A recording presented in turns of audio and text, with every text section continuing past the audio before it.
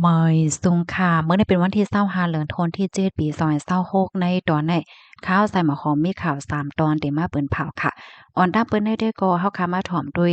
ข่าวโหในเงาลายปางตึกตั้งปอตอนแหลนลิ้นมื้อวันที่23เดือนธันวาคมที่7ปี2026ในมีข่าวงาออกมาว่าสายงายเงาลายปางตึกวงกลางของเสซึ่งมานไหลตั้งซึกยางตั้งปอตอนแหลนลิ้นนั่นยังตึกมีอยู่เฮ็ดจังได๋ค่ะอ้อเนาะ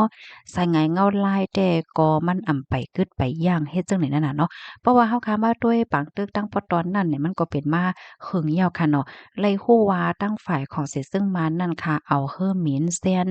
หวาย12 1ลำค่ะกดทัดเล็บยามตั้งปอตอนจิป่นค่ะปยก็ส่งอาหาราตั้งกินปันก้นซึกเขาในปื้นดีอันดีอยู่เศร้าไว้ตับปังเศร้าที่ซาแหละเจเวงวาเล หมายเจดอนเมียวดีเจเมืองยางเผิกเฮ็ดจังแนวต่อหน้ากันตั้งฝ่ายเมืองไทยได้ก็ดีวานวาเล่เหนือหมู่ที่3วาเล่จือเว้งพบพระเจดอนตากห่างไกลกันตั้งแลนลีในหมอก3กิโลเมตรค่ะในกอเปิดาจอยเถียมก้วนซึกขาวอันมีว่าอยู่ที่ในปื้นดีย้อนก็เพราะว่าฝนตกลงมาค่ะเนาะเพราะว่าได้เอาตั้งกินตั้งเยี่ยมส่งมาตั้งหลินในได้ก็มันบ่มีโรงงานหลวมเฮ็ดจังนี้นั่นน่ะเนาะก็นั่นแหละเขาในก็ไล่เอาตั้งกินแน่ลูกดีเนอะเฮิรมินเหี่ยวก็แล้วลงปันก้นเขาในพื้นที่จังไหนค่ะไล่ฮู้ว่าตั้งฝ่ายของสิซึ่งมันเขาในยังมีหลวงปึดตึกใส่กับซึก ย่างอยู่ก็คือๆย่อยๆค่ะบ่ได้เป็นตั้งกลางฮาวเนาะส่งเฮ่อหมินเข้ากว่าปล่อยหมากค่ะปยก็ตั้งเนินลินก็มีหลวงปึดตึกกันเนาะเอากองอ่อนกองใหญ่ว่าซังว่าเฮ็ดจังเนี่ยค่ะเป็นซ้ำว่าเอาตั้งเฮ่อหมินเอาตั้งกองลิงได้เรียกว่าเป็นซ้ำว่ายื้อตั้งกลางฮาวและเนินลิ้นและจังไหนก็ยังอ่ำจังยืดปื้นตีตีนั้นตีย่างไหลเนี่ยค่ะอ้อม เหี่ยวก็ไล่เซ็งเอ็นแห้งกว่าตั้งนำตั้งหลายว่าจั่งไหนแยวค่ะตั้งฝ่ายเจ้าหน้าที่ฝ่ายตั้งเมืองไทยเนี่ยก็คาดล่ำว่าลองต่อสู้ปึดตึกกันได้แต่ก็เหลียบตียังตึกซึมมีกว่าแทงอยู่เฮ็ดจั่งไหนค่ะนะเหี่ยวก็เอาห่มลมเข่งๆเอาห่มลมตั้งปอตอนแล่นเล่นไหวเปิดตาลองห่มลมกวนหวานกวนเมืองในพื้นที่ว่าเฮ็ดจั่งไหนค่ะ ข้อมูลตอนในคาลิปีมาที่ห้องการข่าวไทย PBS ต่างไว้ค่ะลูกดีข่าวเงาโหนในเสแลกับในเฮาคามาถ่อมด้วยข่าวเงาเที่ยงตอนหนึ่งค่ะในก็เป็นจุ้มตรงหนึ่งฝ่ายแห่งการยานเมืองข่าวทุกยอดให้ยกเลิกแปดปรับเขียว CI มื้อวันที่24เดือนธันวาคมที่7ปี2026ข่าวยามกลางในละ10โมงค่ะที่ห้องซับแจงข่าวจันทน์หนึ่งค่ะที่เคิ้นตึกหลงสภาสสค่ะเนาะก็มีผู้แทนสภาเหนือค่ะในฐานะที่เป็นผู้ขานปากกกรรมาการฝ่ายปกป้องการเมืองการมีส่วนร่วมก้นวันก้นเมืองส่วนเลยส่วนเป็นก้นส่วนไร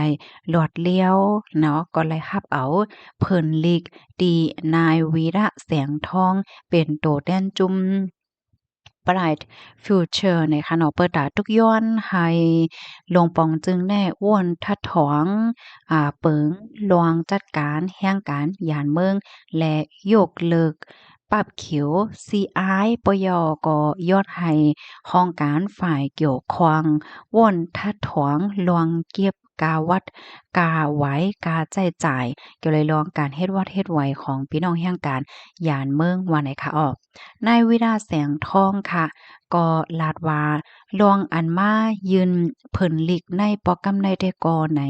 มีขอตุกย้อนให้ว่นทัดถองปันเปิงซีอ้ายหันถึงว่าเมื่อเหลียวในแห่งการก้นมาห่มตวมที่อยู่ที่ในเมืองไทยในเจอเขากึ่งนี้ไรหาบลองด้วยหลอมฝ่ายสนและสุนเป็นก้นดังกึ่งงามแล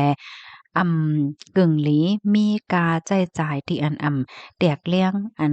นั้นก็มีสักเสหลักฐานรองการจ่ายเงินปยก็ทุกย้อนให้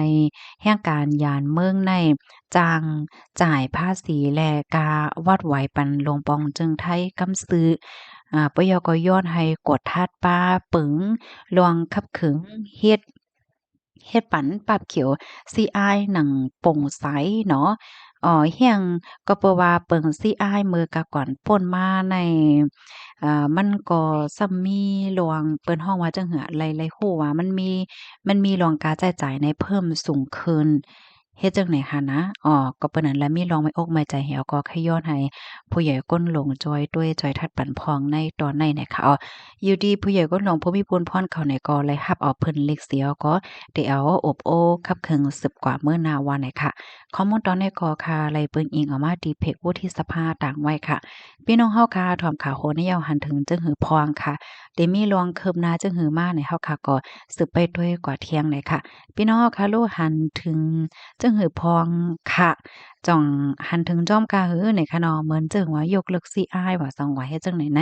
เนาะก็ปัดดังหันถึงมาไล่เนี่ยค่ะเพราะว่ามีลองคืบหน้าจึงหือก็เดี๋ยวมาสืบเปิ้นแพ่ปันพี่น้องค่ะกว่าเที่ยงค่ะ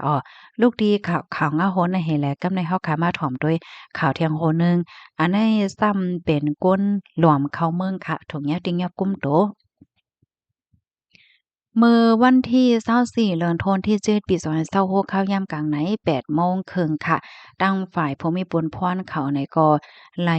เล็บยามค่ะเนาะตั้งปอตอนหมู่ที่2ท่าสายโลดจะเว้งแม่สอดใจตอนตากเมื่อพ้องที่เฮ็ดสังนาการอยู่นั่นค่ะก็เลยพบทบหันกดอันลีทางเทิมแล้วก็จังไลเนโตย้อนกดทัดเนี่ยค่ะเพราะว่าทัดเนี่ยก็พบทบหันว่าเจอเขาตั้งหมดในอ่ำจางเอาปรับคาเมืองมาแหน่ไลค่ะ ไล่ต้องไล่ถามเฮียก็ไล่ฮู้ว่าเจอเขาในเป็นก้นเมืองคมตุมที่มีอยู่หมอก20ก่อค่ะผู้ชาย11ก่อผู้หญิง9ก่อค่ะตั้งฝ่ายผู้มีปนพรเขาก็จังไลเอาตัวเจอเขาในทรงกว่าดีโฮงปลิกเปิดดาเดคับขึงปันตดตามกว่าจำหนังปักเปิงหมายมีหวานเมืองมีนั่นว่าจังไหนคะค่ะลูกดีข่าวเงาโหนในเสแลกำในเฮามาถ่อมด้วยข่าวเงาอันในอินค่ะเนาะขันค่ำในวันมื้อในเป็นหือพองเฮ็ดจังเนี่ยเนาะมื้อเหลียวในป้อเฮามาด้วยสายงานงอนลายป้อตะวันออกกลางก็มันป้อนิ่มค่ะเนาะลองตั้งลายโหย่อยยามมันได้แต่ก็จังหาข้อมูลเหี่ยวก็มาปึ้นแผ่ปันพี่น้องเฮาค่ะเที่ยงกำหนึ่งเฮ็ดจังนี้เนาะ มาด้วยกันค่ำตีในเมืองไทยค่ะค่ำแตงเพราะว่าเฮาคามีเสกว่าขาย1หวานในเตขายแล้วอยู่64แห่ง2ปาก50เพราะว่าก็ซื้อซ้ำเดะเลยปันอยู่64แห่ง4ปาก50ค่ำหางเคิงเพราะว่าเฮาคามีเสกว่าขาย1หวานในเตขายแล้วอยู่62แห่ง9ปาก59เพราะว่าก็ซื้อซ้ำเดะเลยปันอยู่65แห่ง2ปาก50นะคะอันนี้ก็เป็นขันค่ำที่ในเมืองไทยว่าจังหนังไหนค่ะ